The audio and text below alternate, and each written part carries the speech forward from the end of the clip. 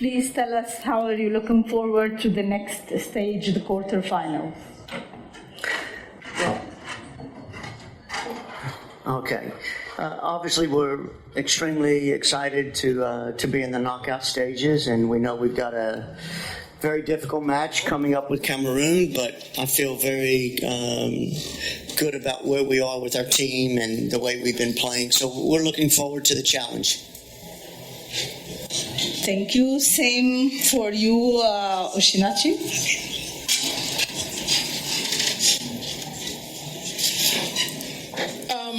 Just like my coach has said, we are working, we are preparing, and we know what's ahead of us.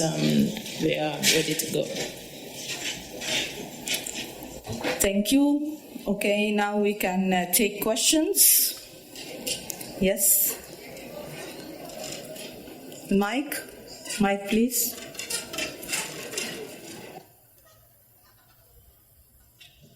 Thank you. Shanslin Nanze from Cameroon State Media, the CRTV.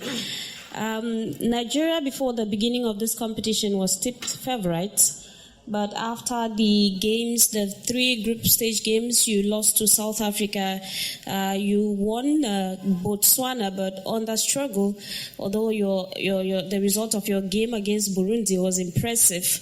Now you're facing a Cameroon that you know so much, given that you've met them 4 times in the final, and though you've won them 4 times in the final. How ready are you to face Cameroon? And is there still that so much of a confidence that we saw in Nigeria, maybe on the March Day 3 group stage? Thank you. I don't know if we struggled against Botswana. Everyone. We are the favorites in this competition, and then we lost our first game. But that doesn't mean we are out of the competition. We still have tomorrow to still show what we can do. And then, we've met the Cameroon 4 times in the finals and all. And we know tomorrow is going to be a very huge and big game for us and for them as well. We are not sleeping, we are working. And then at the end of the day, we'll see how it goes. Well, first of all, I would have to agree with OC. We didn't struggle against Botswana. I think we had 76% possession and no shots against us. So I think that was a pretty solid outing for us. We've been playing well since the opening match. But again, I just met Coach outside the door, and I think we both have a lot of mutual respect for what each other's doing with their teams. And as I said before, we know the history of Cameroon and the competitive nature when they play Nigeria. So we know it's going to be a great game. We know it's going to be a difficult match, but again, as I said, I think we're more than ready for the game. Okay, another question? Okay, we'll take the lady at the back, sir.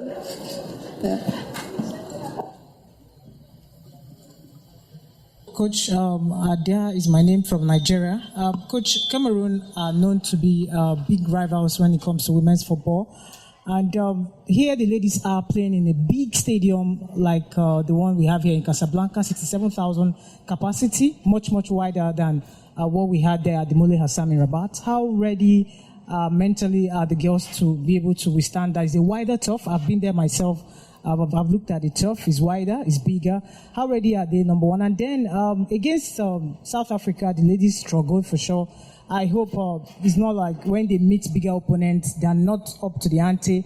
I hope they're not going to have that tag of flat track bullies. How ready are Nigeria? Yes, of course, they have the upper hand when it comes to head-to-head. But how ready are they in terms of tactics, in terms of preparation ahead of the big one against the Lionesses of Cameroon? Well, as I said before, we're more than ready. Everybody keeps bringing up the South Africa match, and for us, that's been put to bed already. We've played in big stadiums before. We've played in the U.S. against the U.S. women's national team. We played in Canada in big stadiums, the Olympic champions. Just because the stadium's big is not going to change anything we do. Our players will be well prepared for it. Moving forward, the preparations have gone well. The team's training has been good. So we're in a really good place right now. Our team health is good. I don't think there's going to be anything that's going to throw a major curve at us. Obviously, it's a game of football, and we all know how football goes. But again, the only thing I can tell you and put you guys at ease is we're ready.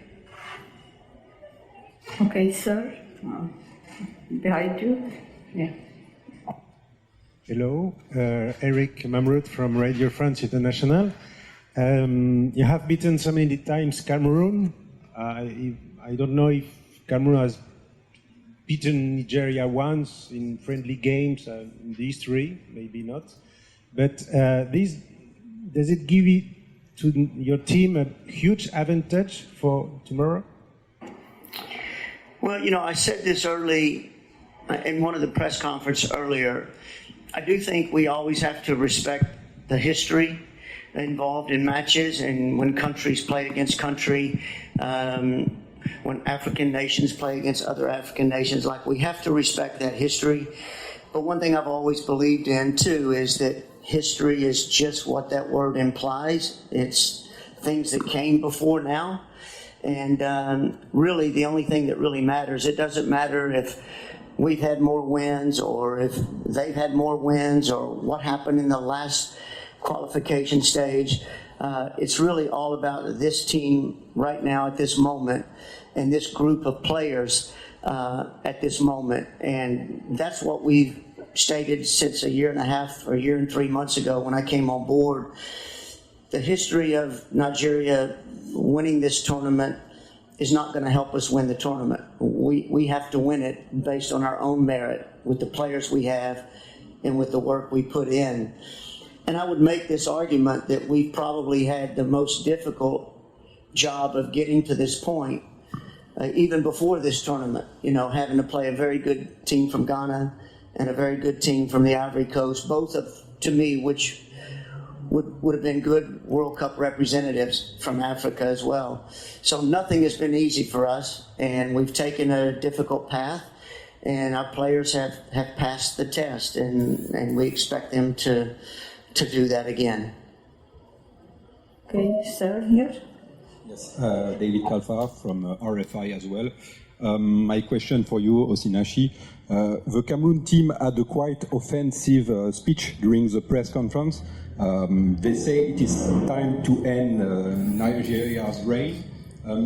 Is it something you feel at every game, the envy of every opponent to become the Queen Slayer? Me too, I ask you. Nigeria has always been a team to beat.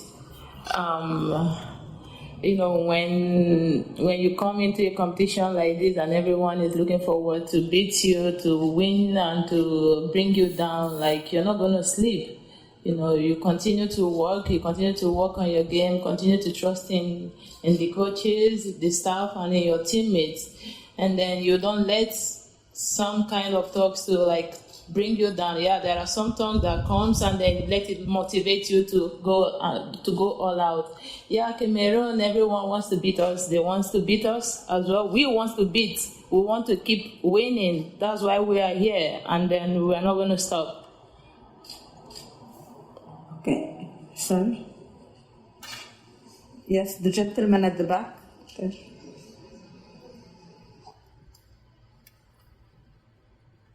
Sorry, so you can go, you'll come after, okay? Thank you, sir. Emmanuel Robert Mahop, I'm from Pan-African Television, Afrique Media. Coach, you are still winning, you are still scoring goals without Oshala. What is the secret, first of all? And you aren't afraid to play against Cameroon in this tournament? Thank you. Well, I think, we're starting to create the chances that we feel that we can create. I think we've gotten better in every game on the attacking end of things and are really playing at a good pace right now in terms of the attacking ability.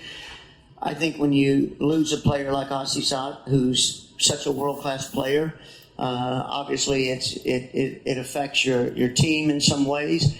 The good thing about it is we have a lot of good attacking players, and the players have really stepped in and just picked up the slack, so to speak, with losing her, and we're finding other players that take advantage of that opportunity. So I think that piece of it, we've really done extremely well, considering you lose a player of the world stature that Osinachi has. But one thing a lot of people don't remember is outside of Ghana, we did not have Osinachi for Ivory Coast either. And we didn't have her when we went to Canada as well and played the friendlies. So it's not like our team has had her recently with us a lot. So the adjustments, I think they've made very well. As far as fearing, we don't fear anybody. We come out to play, but we have the right amount of respect to know that if we don't perform well, they're capable of beating us. So you have to have the respect for your opponent, but you have to go out and impose your way and your will, and you can't do that if you're afraid to play somebody. So no, I don't think our players fear them. Okay, you still want the question? Okay. Yeah, good afternoon, everybody. Davido Ku here from Flow FM Nigeria. Coach, this is another level, quarterfinals. I just want you to describe the pressure levels in the camp, considering this is a tough game for you against an illustrious opponent too on the continent, and the big matter of qualification for the FIFA Women's World Cup 2023 on the back of your mind. And then tongues have been wagging that Nigeria, like Cameroon, have not set the tournament alight, despite the fact that you are top scorers in the competition so far. So how do you dispel that notion? And again, what's the pressure like in the camp approaching this game? Okay, the first part of your question I got, I'm not sure. You may have to repeat the second part of your question. The pressure is always there.